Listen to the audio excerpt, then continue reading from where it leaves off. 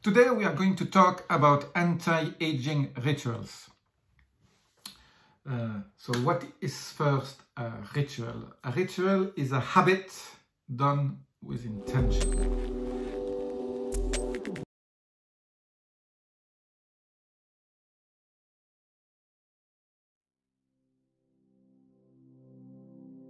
You know, we are creatures of habit, and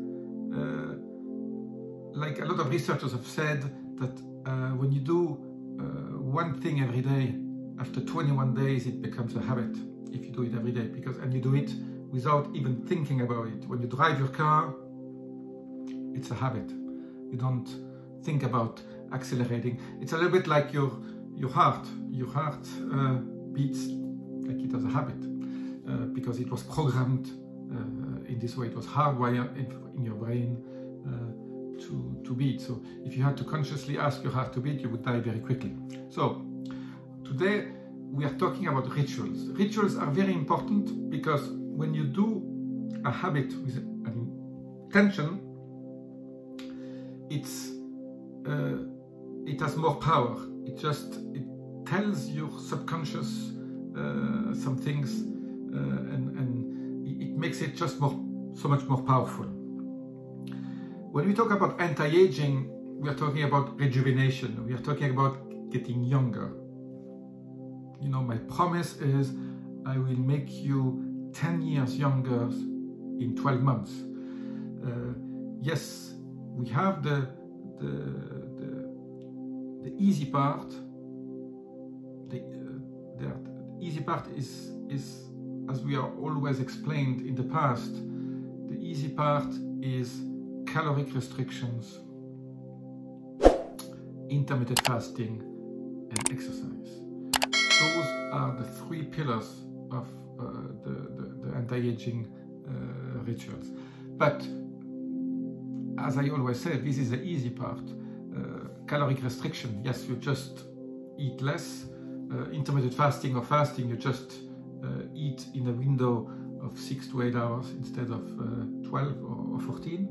And exercise, yes, you do your 2 or 3 types of exercise every week, like high intensity interval training, aerobic, jogging, and especially weightlifting. So those, as I said, are the easy part. We've covered that already in the past. Today, what I want to address is the concept of wealth and health. Wealth is easy. Health is difficult. Health takes work. Health takes knowledge. Health takes dedication. Health takes investment, time and money. If you want to increase your lifespan and your health span, you cannot do it without measurement. Measurement is the key to assess where you're going to and where you're coming from. So just saying I feel better, I feel younger, I look younger, you know, that doesn't do anything to me. Yes, it's nice to see that you look young, or younger than your chronological age, but first of all, we need to measure and we need to track your health status. And this is key to increase your health span and your lifespan. We call that squaring the curve. Your health span decreases over your lifespan, and we want that you keep the health span high until you die. We call that squaring the curve. And for that we use technology. First, I mean, we can always start with the feeling. How you feel is very important. So you can give yourself a score.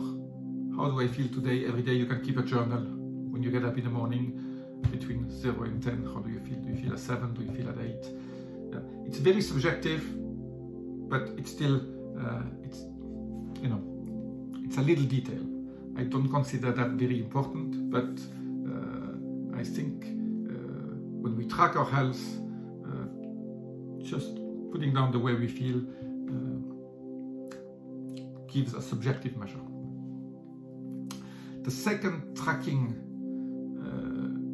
instrument we use is called that, it's a blood test called the CRP-HS. CRP is it's called C-reactive protein. It's a way to measure inflammation. So how do you measure inflammation? By you measure the CRP. HS means high sensitivity, because when you are healthy, you want that special test that goes below just what's considered normal. Below 4 is considered normal, but below 4 is not normal for me. We need to see, are you at 3, 2, 1, 0.5, 0.2, 0.1? Okay, that is very, very important. It's what we call an inflammation biomarker. Ideal is to be at least below 0.5, 0.5 would be ideal. If you are 0.2 or 0.1, it's even better. But at least you can follow, you can track all the actions you take, all the dedication and the investment you put in your health. You need to track it with that CRP. The second test we use to track your health is what we call your biological age, or your epigenetic clock. So what is an epigenetic clock? Dr. Horwath, if you Google him on YouTube, you will see some interesting interviews between him and Dr. Rhonda Patrick, for example, where he talks about his discovery in 2011, 2012, where he discovered that by looking at the DNA methylation, we can correlate that to a biological age.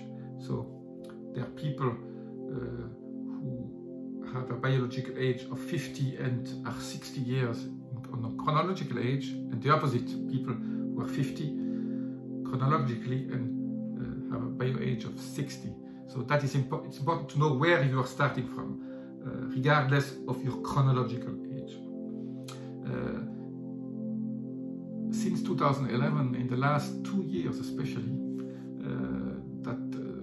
those clocks have been improved, and we can now measure exactly your biological clock, how old you are from a cell standpoint, from your DNA standpoint, at plus minus 2 months.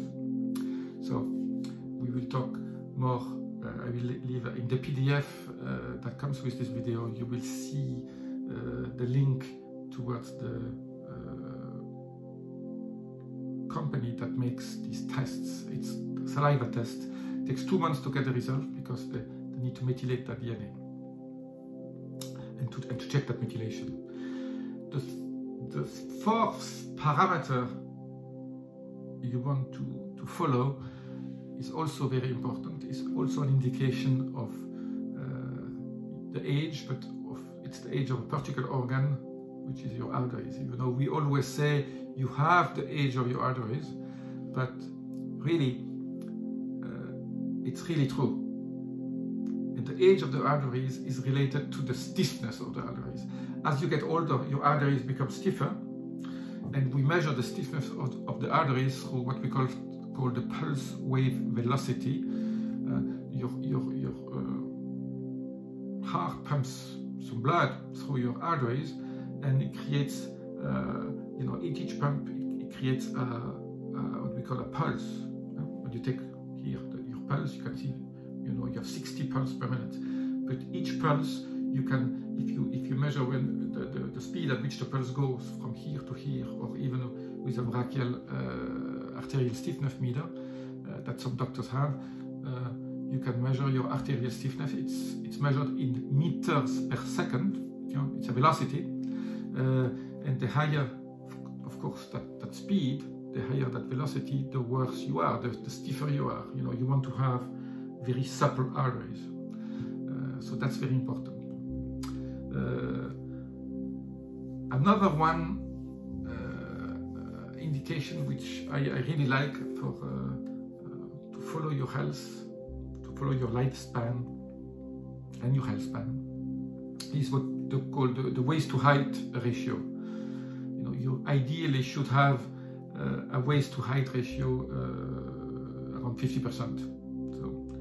If you have a waist of 90 centimeters, you should be 1 meter 80 tall, for example. Okay. So the waist circumference of your waist is predictor of the time of death. Very interesting study. So, and of course, the circumference waist is also linked to the inflammation. So, you know, all those parameters are linked. What are the factors that have a big influence on your health span? One of the most important one is what I call happiness or joy. And joy is linked, your happiness is linked to interaction and relationships you have with people, what you contribute, and when you have good friendships, like-minded people around you. In the blue zones, we have seen the blue zones are the zones in the world that in Sardinia, in Okinawa, Costa Rica, where people, the percentage of people who live, who are centenarians and super centenarians, are much higher than the average area on Earth. And one thing they found is that those people who live centenarians have a sense of community, have a lot of friends, and they take care of each other. So they still are acting and are active and contribute something to the community. The next factor that is very important for health span is stress, and especially the bad stress. Stress is one of the most important factors in health span, and is the reason why so many people have chronic diseases. The bad stress is not to be confused with the good stress, and I come to that a little bit later. So bad stress, you can reduce it with a lot of means. We will come back with means how to reduce bad stress, but you already know those means. One of them is identify where the stress comes from, and then take action on that bad stress. Sometimes you might need to change life. You might need to change partner, you might need to change jobs, you might need to change. But bad stress is the key. Eliminating bad stress is the key, really. So I was talking about the good stress. Good stress is also called hormesis. And hormesis is a stressor of your body that induces, once you've stressed your body, I call that a positive stress, induces some changes in the biochemistry in your body, which is very positive. Examples of good stress is cold shower. 2 to 3 minutes of very cold shower, you will trigger what we call cold shock proteins in your body, and those cold shock proteins will activate neuro pathways, will activate chemical pathways, which are very beneficial for your health span. Same as the cold shock protein, you can do it with heat, with the heat shock protein that you can secrete through sauna, and especially infrared sauna, 30 minutes. Infrared sauna every day helps with cardiovascular health, but also helps with your health span by enhancing those specific pathways that are very beneficial to your health. Neurobiofeedback, like very, very important also, can help you. Meditation, the sense of gratitude, very important. If you feel grateful for what you have, you feel more joy. And as I said before, joy and happiness are the keys to your health span. An important aspect is also breathing, conscious breathing. We tend to have a habit of not thinking about or not mentioning breathing, or not doing conscious breathing. Doing conscious breathing, very, very important. There is a whole chapter on breathing that we will go through on how to breathe, and how breathing can cure so many diseases just by the fact and how you breathe, and be conscious of breathing. Breathing is what I call the most powerful drug you can find to help you treat some of your illnesses. When we talk about breathing, we talk about air and the pollution. Living in an area where there is little pollution or no pollution, where there is a lot of fresh air, good fresh air, a lot of positive sunlight is very important. Another aspect on improving your health span is being mindful in everything you do. Being mindful means feeling with all your 5 senses where you are, be in the present moment, like Eckhart Tolle mentions in his book, The Power of Now. Be present, be mindful, feel, smell, touch, see where you are, and especially in your thought. I call that policing your thoughts. Your thoughts can be very detrimental to what you do. You are not your thoughts. When thoughts come in, just police them. And when you meditate, what you do is you basically empty your brain from any thoughts. When that thought comes, you say, make it go away. You don't resist it, you make it go away. When I was talking about mindfulness, I was talking about meditation. Meditating 10, 20, 30 minutes a day, very important part of your to be centered and to have that that health span improved.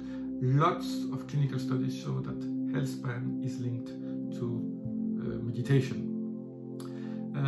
Posture, the way we stand, the way we are, the way we are, the way we walk. Is a very important factor, and I advise to have an osteopathic check regularly, just to make sure that all your vertebrae are aligned, that everything is just in the right place. Of course, 2 important factors in health span, I mention it just because it's so obvious, is smoking and drinking alcohol. Yes, you can have a few glasses of wine, but hard liquor and smoking is a real no-no. Talking about the morning ritual, we're talking about rituals, habits done with intention. In the morning, what I do is the first thing you do, you want to cleanse the inside of your body by taking a full glass of hydrogenated water. The hydrogen water helps you optimize that oxidative stress, which is so important for your health span. After that, about a few minutes later, I take a tablespoon of apple cider vinegar, a tablespoon of lemon in a little bit of water. This is to also start the digestive process and helps you kill all your intestines alkaline. Alkalinity is very, very important. After that, I make what I call a sobacha tea. Yeah, I take sobacha tea, and the sobacha tea is a Japanese type of ritual where they use buckwheat to make some tea. You take 3 tablespoons of buckwheat that you roast slightly, and you put them in some hot water, and you let it sit for 4 minutes, and you drink that during the day. It's a very nice ritual to have. It has so many wonderful properties, but it has a lot of antioxidants. Helps you also control your weight. Talking about weight, here are some weight management tips. I was talking about the sobacha tea, which is one of them. Light sun exposure in the morning. If you are lucky to be in an area where you have sun, like I am right now. Very important, sun gazing in the morning. Just stay nude in front of the sun that gets up. You can even look in the sun when it's not bright, when it just gets up. Same in the evening. Exercise before breakfast. I always like to do my exercise day during my intermittent fasting days, where I skip breakfast. I just have coffee and some C8 oil, some medium chain triglyceride oil, which does not break your fast. They produce ketones. Come that also later. So And with intermittent fasting, you also will be able to keep your weight ideal, because you will cleanse your body during that fasting. I was mentioning sun exposure. Yeah, very important. We're talking about morning and night. That's for the weight management, because it makes your circadian rhythm in check. But sun exposure is very important for your health. You need your vitamin D3, and you need mostly your vitamin D3 using the sun. You don't want to be in the sun around noontime. You want to be sun mid-morning and mid-afternoon. Just 10-20 minutes is very fine. One important thing also to mention is to not sit more than 30 minutes at a time if you work on a desk. Just get up every 30 minutes, walk around, sit down again, or work standing up on your desk. A lot of people do that now. Very important. You need to stretch. Another tip for improving your lifespan and your health span at the same time is two types of massages. One I call the deep tissue massage, where you really get that lymphatic system going. And the other one is not really a massage, it's more a stretching massage, which I call the Thai massage. The Thai, in Thailand, they call it a massage, but it's not really a massage. You are basically being stretched by the masseuse, or by the therapist, all your legs. And it's a very important detox. He really